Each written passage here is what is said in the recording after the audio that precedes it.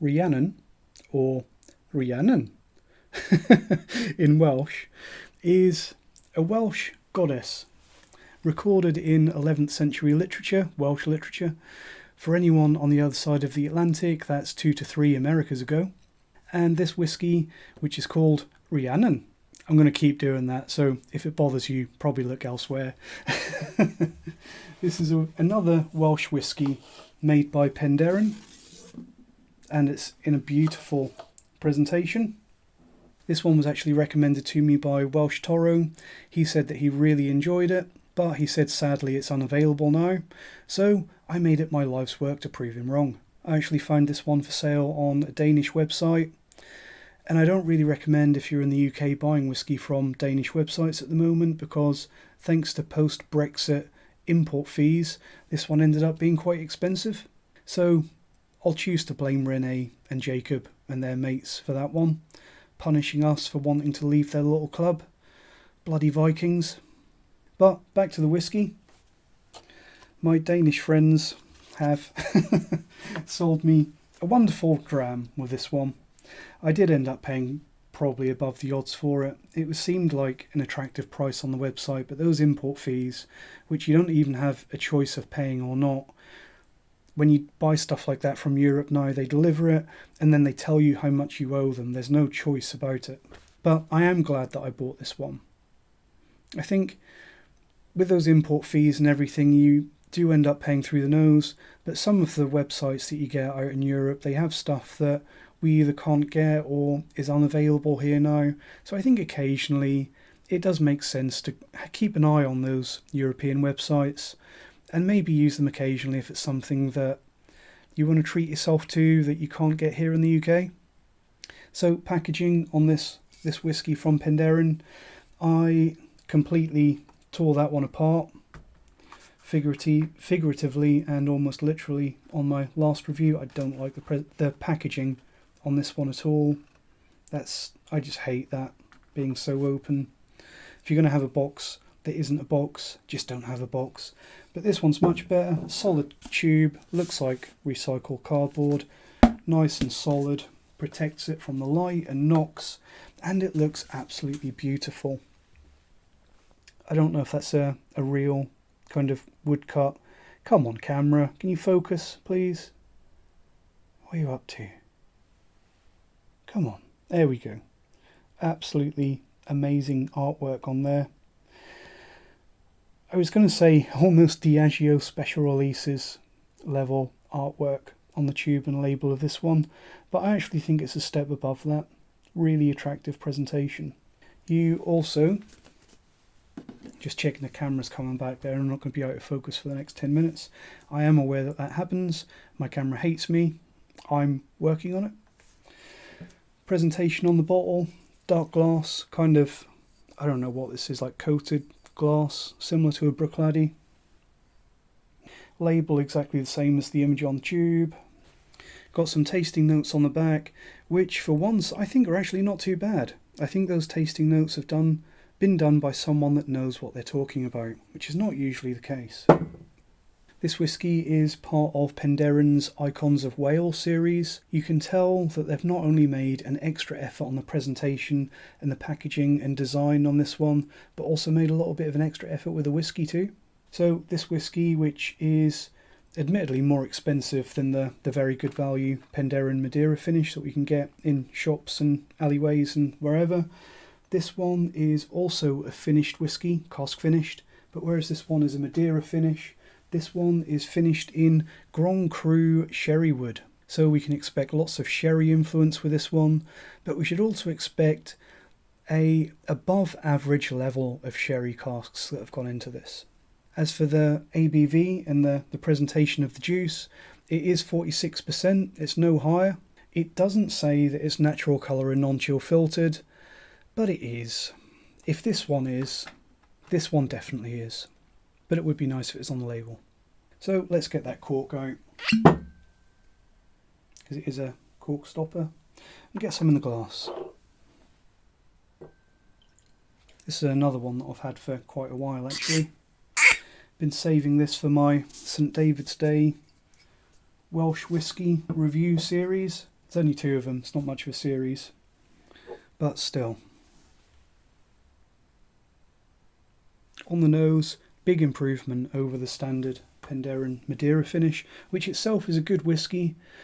I think it matches the price that it's available for very well and it's worth buying, but this stuff, noticeable step up.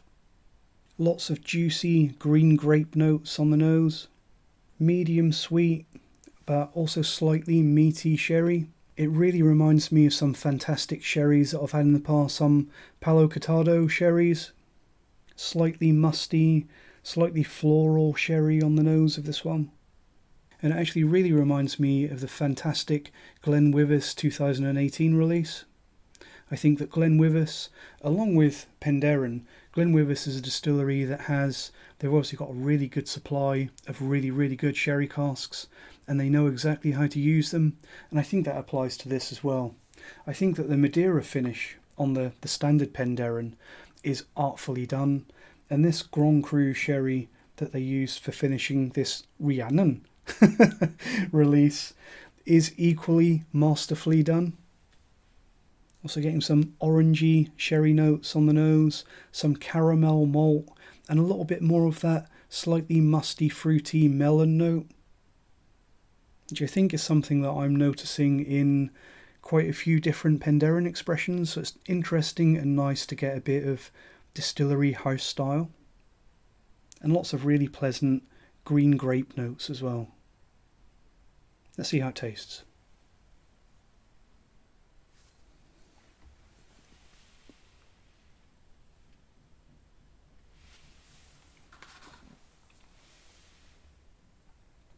That's not a fair comparison at all, but it is slightly darker. And obviously not because it's coloured. Just some, well, you probably get more colour from whatever a Grand Cru sherry wood cask is compared to the average Madeira cask. And also I think that this whisky is older. I think that there are signs. It's not an overly old whisky, I don't think. It doesn't seem like it's spent like 18 years in a cask or anything like that, but there's no youthful notes on the Rhiannon. It's just the absence of youth that shows you that this is a clear step up from the standard Madeira finish. So, what the hell was I talking about? I was meant to be looking at how this tastes, wasn't I?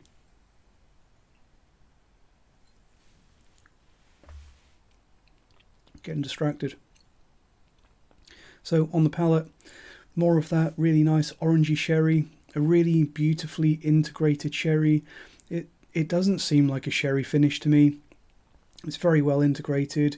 You get lots of flavour from equal amounts from that sherry cask finish and the base spirit.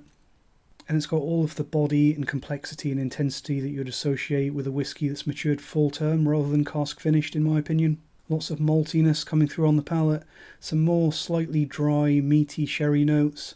I think towards the end of the palate you're getting a little bit of peach coming through, which some people associate with a little bit of youth, but I suspect might just be a little bit of that musty fruit, melon, peach, distillery character. Some more grassy notes coming through on the palate, as well as a little bit of salty oak. But really, as I said, it's all about that well-integrated sherry sweetness, excellent body, excellent intensity, excellent experience throughout. As for the finish, again, I'm going to go medium length, no longer than that, but that's plenty long enough. Lovely sweet and floral finish with a little bit of heather honey. So, as you might expect, huge influence from that Grand Cru sherry cask on this one, on this Rhiannon whisky. But it's not just about that sherry influence. There's lots of straight flavours from the sherry, but it's not just that usual sort of sweet American oak and grape sweet fruitiness. You can tell that they're really excellent sherry casks that are put into this one. And I think that there's a common theme between this one, the Rhiannon, and the Madeira. Sorry, Welsh Toro. And the Madeira cask finished one. You can tell as a common theme that they handle finishes very well. I think that between both of these whiskies, they integrate very well with the the cask finish that's applied to them. And I don't know if that's a combination of the house style being very well suited to it, or if it's because they've got a very good supply of very good casks, or they just really know how to use them, or a combination of all of those three. But it does kind of make me wonder if Penderyn might be one of those distilleries like Glenmorangie that takes a finish very, very well. And like I said before, the unique sherry flavours that you get on the Rhiannon, it really reminds me of the Glenwithers 2018, which it's obviously a younger whiskey probably because it's a brand new distillery, but it has those incredibly unique and really fun and unusual sherry notes. If you like this one, definitely try the Glenwithers. If you like Glenwithers, give this one a go if you can find it. There is something else that I want to talk about on this one though, and that's going back to the presentation and the marketing blurb and the theme and the artwork on there. Just going to show you that again. This Rhiannon, who is a Welsh goddess from Welsh folklore, legend, myth. I don't know if it's intentional, but there is, I think, a little bit of a feminist message behind this one. Just looking at the back label on the tube, there's a little bit of a blurb on there, which is a good read. I'm going to hold that up as well so you can have a read. I'm not going to read it to you. Hopefully you can see that, so you can hit pause on that and have a read at your leisure. But it talks about this, come on camera, yeah. But it talks about this Welsh goddess, this strong female character. And it talks about Rhiannon. I'm going to drop the dodgy accent now because it's getting a bit old. But it talks about Rhiannon possessing magical and physical powers and being strong-willed and being able to outpace any other person on horseback, but also as being generous and intelligent. Now, I absolutely love British folklore and legends, and I really like that they've gone this direction with this, and they're kind of educating us on a little bit of British heritage and folklore. I think that Wales and Ireland, but also England and Scotland too, have an incredibly rich ancient heritage, and it's a real shame that it feels to me like the average Brit probably knows more about ancient Egyptian or Greek or even Scandinavian folklore and mythology than we know about our own. So 10 out of 10 for that angle that they've used on this bottle. But going back to the strong female character aspect of this, and let's move that back so you can actually see the whiskey that I'm talking about. There we go.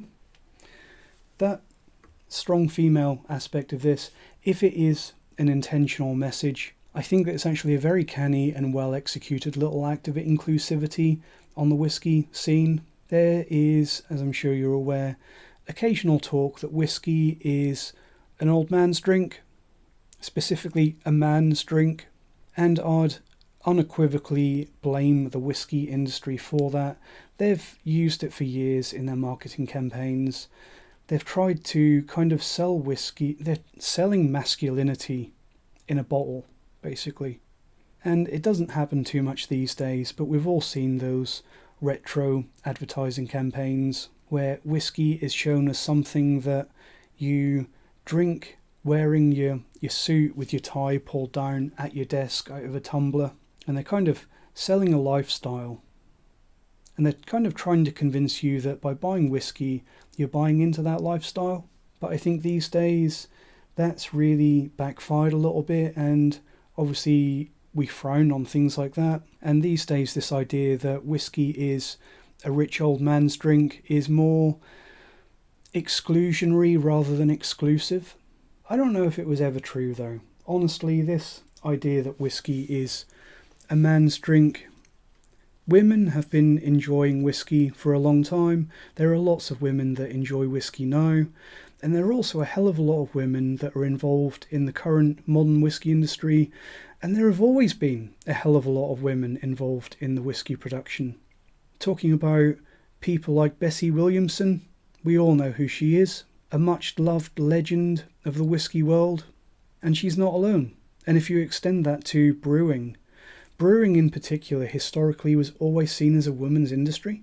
I do get the feeling that this idea that some people have that whiskey is just for the boys, I wonder if it's just a little bit of a byproduct of that slightly sexist marketing that we used to get decades ago. And I like to think, I hope, that today whiskey is not just a rich old man's drink, because it's really not. It really shouldn't be.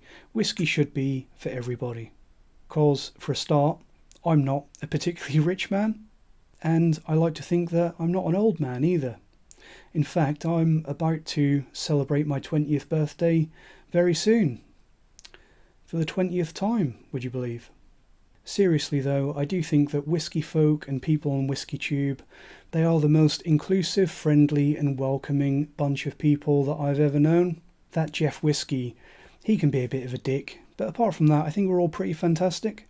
So, coming from a bearded white man, that endorsement of the community and its inclusivity and the fact that we will welcome everyone, providing you have a passion for whiskey, may or may not mean anything to you. But I believe it. Whiskey is a drink for everyone, and I've never seen an online community as tight and supportive as WhiskyTube. It really doesn't matter who you are. If you want to join us at an event or in the comments section or by starting up your own channel, we will welcome you. If you love whiskey and have a passion for whiskey, an opinion about whiskey, and you want to talk about that opinion, we'll listen. Of course, there's going to be the occasional idiot, but we all have to put up with that.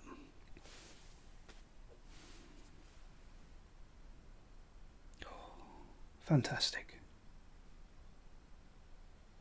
Thanks for watching, and I'll see you next time. Cheers.